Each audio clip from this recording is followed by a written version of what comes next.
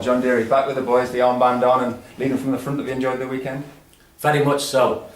I got back in touch with them last year when I started playing for the Vintage Clarets, and then this was organised and it's been a fantastic trip, absolutely fantastic, going back, old memories, and everyone's got on together and it's been a fantastic tournament. Everybody says it's like stepping back in the dressing room and like you've never been away. Is that how it feels? Not at all, no. From where you left off? No, because I'm 25 years old, I can't run.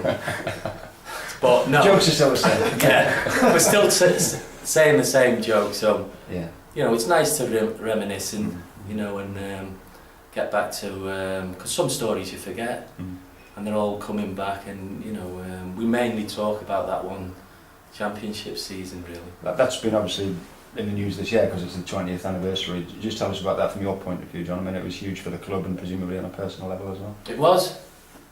You played at Blackpool for a long, long time, and then you came to Burnley, and you know.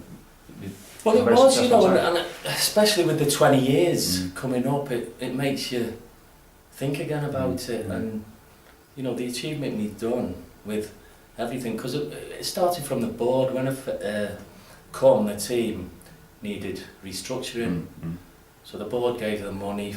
Frank Casper got the players in, and the season we went up, we went to Russia, where it was a little bit grim. This was pre-season, we all lost a stone, so it wasn't an ideal preparation, and we got into the season a little bit jaded, and then, you know, obviously we took it all from there. But I think that Russian trip was a bonding trip, because it was, you know, it was enjoyable but very hard. There was limited food. There were different days in Russia then, I would imagine, than the sort of modern Russia. That would have been old school, I guess, would it? Old school, no food. Yeah. Very hot, 45 degrees, and as I said, everyone was dehydrated, lost a stone, and we were there 10 days, so it was an ideal preparation, you know, for the start of the season. What were the key ingredients of that side, John, in 91, 92? I mean, not necessarily in the playing perspective, but were they just good men together, were good players? What was the sort of magic recipe, if you like? I think in any team it's like a set team, more or less, so, you know, more or less all the players play most of the games, and then obviously you've got to be decent players. You know, I firmly believe that we were the best team in the division. Was there any point in that season when you thought, this is it, we're going to do it, this, you know, we are champions material? Definitely. I think it was quite early, September, October. I think when the change was made and we went a run of games, that's when you start thinking.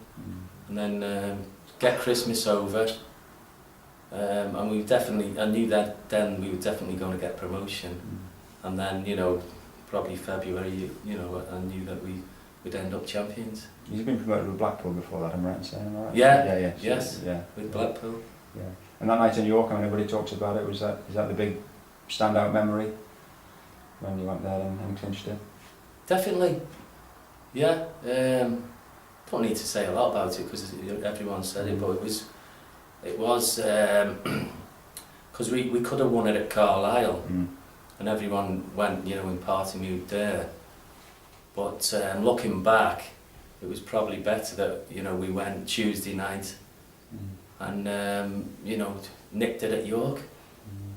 Then you did it again, you got another promotion. How did that differ, or was it a similar feeling as it built up towards it? I know it was the playoffs this time, but what was that season like? We were obviously in the division higher. The team had changed, and you know, it was just a case of going for the playoffs. You know, I don't think at any stage we thought we'd get automatic promotion, and it was just a case of keep slogging.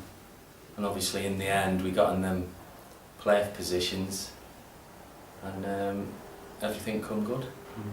Everyone says if you could guarantee promotion via the playoffs, the best way to do it, that Wembley day, that must be a special highlight. Yeah, playing at Wembley, you know, because home of football, everyone's dream, and when you're not in the top flight, how do you get there? So, you know, going, plus the fact it was the old Wembley, and I think we were one of the last games on there, and obviously when we won, had a shower, Afterwards, I said to Andy Farrell, I said, yeah mate, let's come and have a walk on the hallowed turf, you know, and have a look round, and then before they knocked it down, because they did need to knock it down, it was looking tired. Has that got added poignancy with what's happened to Gary Parkinson, do you think? And you know, the way, I know everybody rallied down to try and help Park and his family as much as possible, but I mean, everybody thinks of that image of Parky, don't they, scoring that goal and running away. Yeah, and I passed him the ball. A lot of people don't realise that, but I definitely passed him and said, shoot Parky. But it's very, very sad and unfortunate, but that's life, you know, and you know, certain circumstances, you know, a lot of the Burnley staff has passed on since, you know, Brian Miller and that, and but you know, we all feel for Gary, you know, it's, you know, we think about him, you know, a lot. So presumably you look back at Burnley as happy days?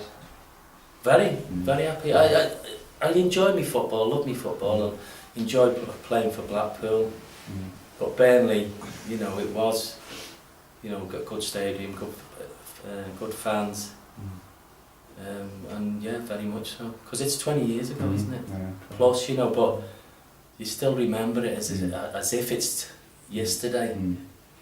Just brings it up to speed then, John, what have you been doing since you had to hang them up? What have you been up to? I had my own business when I was playing, double glazing business, so I'm still in that, moved into home improvements, and then I'm looking at pushing it forward to the renewable energies, so thermal solar and, you know, air source heat pumps and fitting wood burning stoves. So, you know, I've done the solar course, and then I'm looking at, you know, obviously doing a few more courses to get the qualifications, you know, to join these memberships, etc. Just tell us one little story. You nearly became a referee, you were saying the other night, which was an interesting little diversion that might have been, is that right? Yeah, it was. I went on the course while I was at Burnley,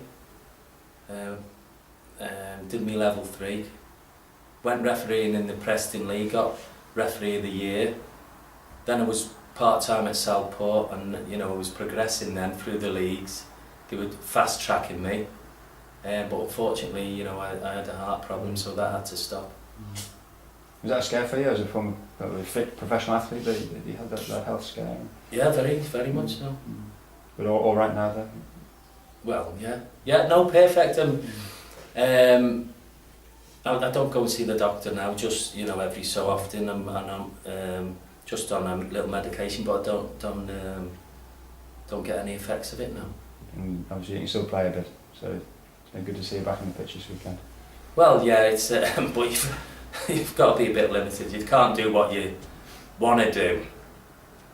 Especially, you know, I'm having a few problems with taking corners at the minute. But apart from that,